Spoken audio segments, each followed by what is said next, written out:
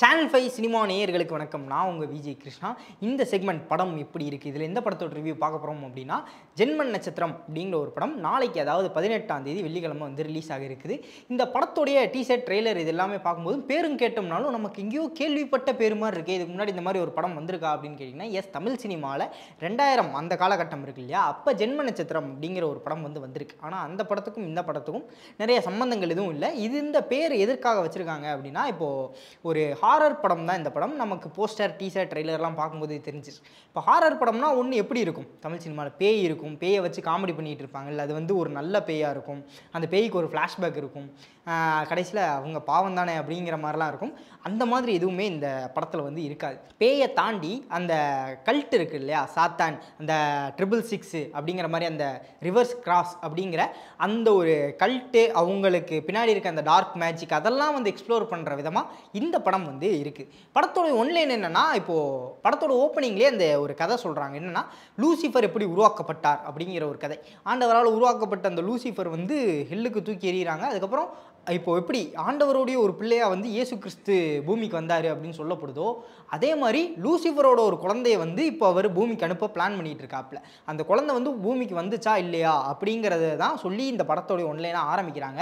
ஆனால் போக போக போக இந்த ஒரு ஒன்லைனை நம்ம மறந்துடுவோம். ஆமாம், முன்னாடி அப்படி சொன்னாங்களே அப்படிங்கிறத மறந்துட்டு கதைக்குள்ளே போக ஆரம்பிச்சிடுவோம். கடைசியில் ஆமாம்ல அப்படிங்கிற மாதிரி பயங்கரமான ஒரு ட்விஸ்ட் வந்து கொடுத்துருக்காங்க கதையில். இது ஒரு ஹாரர் ஃபிலிம் அப்படின்னாலும் ஒரு த்ரில்லர் அப்படிங்கிற மாதிரி தான் நம்ம எடுத்துக்க தோணுது. ஏன்னா இடையில நிறைய விஷயங்கள் நடக்குது. அந்த பேய், அந்த உருவங்கள், அதை தாண்டியும் ஒரு மிஸ்ட்ரி த்ரில்லராக தான் வந்து இந்த படம் போய்கிட்டு இருக்கு. ஹாரர் எலமெண்ட் கொஞ்சம் கம்மியாக தான் இருக்குது அப்படின்னு சொல்லலாம். படத்தில் நிறைய இடத்துல வந்து அந்த ஜம்ப்ஸ்கேர் பண்ணுறது வந்து ட்ரை பண்ணியிருக்காங்க. அது நிறைய இடத்துல ஒர்க் அவுட்டும் ஆகியிருக்கு. ஆனால் அந்த ஒரு செகண்ட் பயந்துட்டதுக்கப்புறம் நம்ம அந்த படத்தை விட்டு வெளியே வந்துடுவோம். ஏன்னா அதுக்கு சிஜி பண்ணுறதுக்கு யூஸ் பண்ணியிருப்பாங்கல்ல, அந்த பேய் மாதிரியான உருவங்கள். இல்லை, ஒரு டாபர்மேன் நாய் வந்து காட்டுறாங்க, அதுவும் ஃபுல் அண்ட் ஃபுல் சிஜி பண்ணியிருக்காங்க. அந்த நாய் எதுக்கு சிஜி பண்ணாங்க அப்படிங்கிறது தெரியல. ஏன்னா ப்ராக்டிக்கலாக அந்த விஷயத்தை வந்து புல் பண்ணியிருக்க முடியும் மூவி டீம் நினச்சிருந்தாங்கன்னா. அதையும் சிஜி பண்ணியிருக்காங்க. அது மட்டும் இல்லாமல் க்ரீன் மேட்டில் வந்து நிறைய சீன்ஸ் வந்து ட்ரை பண்ணியிருக்காங்க. இந்த விஷயங்கள்லாம் ரொம்பவே தனியாக தெரியுது அப்படிங்கிற மாதிரி சொல்லலாம். அந்த சிஜிலாம் கரெக்டாக பிளெண்ட் ஆகலை படத்து கூட.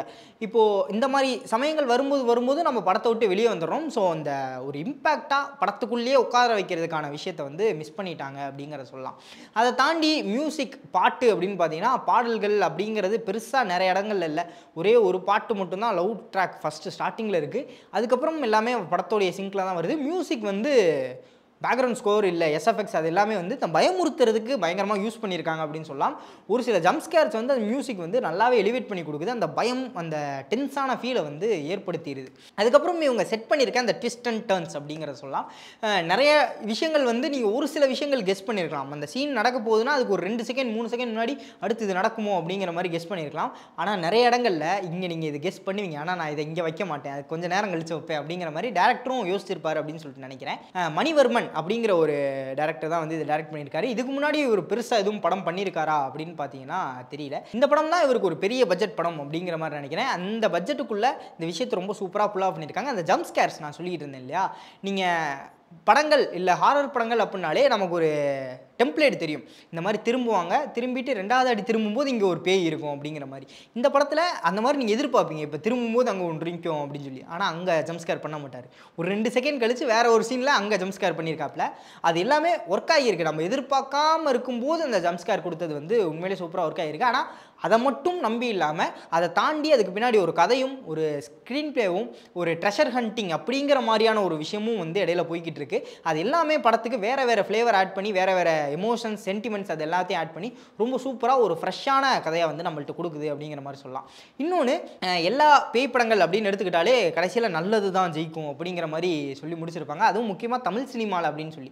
எனக்கு பர்சனலாக அந்த மாதிரி ஒரு ஜானர் வந்து பிடிக்கல. கடைசியில் போய் மாட்டிக்கிட்டு சர்வைவல் த்ரில்லராக இருக்கலாம், இல்லைனா வந்து அவங்க எல்லாருமே செத்துட்டாங்க அப்படின்னு நம்ம டிமாண்டி காலனியில் பார்த்த மாதிரி அவங்க எல்லாருமே செத்துட்டாங்க அப்படிங்கிற மாதிரி முடிச்சிருக்கலாம். ஆனால் பொதுவாகவே தமிழ் படங்களில் அப்படின்னு பார்த்துக்கிட்டிங்கன்னா பேயே நல்ல பேய் தான், பேயாக இருந்தாலே அது நல்லது தான் அப்படிங்கிற மாதிரியான ஒரு பார்வை இருக்கும். அப்படி இல்லாமல் இந்த படம் வேறு ஒரு ட்ராக்கில் வந்திருக்கனால இது ஃபுல் அண்ட் ஃபுல் ஃப்ரெஷ்ஷாக எனக்கு ரொம்ப பிடிச்சிருந்துச்சி. இதை மறக்காமல் நீங்கள் தேட்டரில் போய் எக்ஸ்பீரியன்ஸ் பண்ணி பாருங்கள் அப்படின்னு சொல்லிட்டு நான் ரெக்கமெண்ட் பண்ணுவேன். இந்த வாரம் வெள்ளிக்கிழமை வந்து வருது ஜென்ம நட்சத்திரம், மறந்துடாதீங்க. ஸோ நீங்கள் உங்களை எத்தனை பேர் இந்த படத்தை பார்த்துறீங்க, இல்லை பார்க்கணுன்னு ஆவலோடு இருக்கீங்க? அப்படி பார்த்துருந்தீங்க அப்படின்னா இந்த படத்தை பற்றின உங்களுடைய தாட்ஸ் அண்ட் வியூஸை கீழே கமெண்ட் பண்ணுங்கள், நானும் பார்த்து தெரிஞ்சுக்கிறேன். இதே மாதிரி இன்னொரு ஆசமான ரிவ்யூவில் உங்களை வந்து சந்திக்கும் வரை விடைபெற்றுக் கொள்வது நான் உங்கள் விஜய் கிருஷ்ணா. Signing off.